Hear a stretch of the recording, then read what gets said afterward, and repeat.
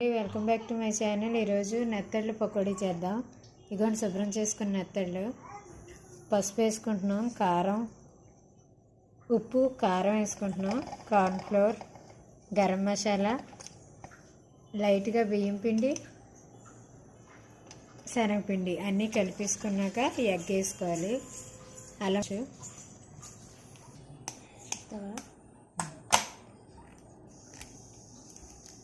కోసం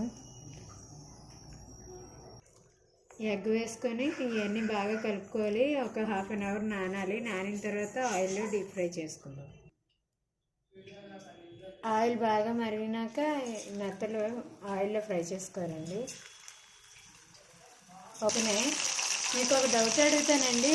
సముద్రంలో ఉప్పు నీళ్ళు ఉంటాయి కదా, సముద్రంలో చేపలకి ఉప్పు ఎందుకండి అంటే నెత్తలు ఫ్రై రెడీ అయిపోయిందండి. ఇదిగోండి, దీని మీద నిమ్మకాయ పిండుకోవాలి. నిమ్మకాయ పిండుకొని తింటే బాగుంటుంది. కొత్తిమీర కూడా వేసుకోవచ్చు.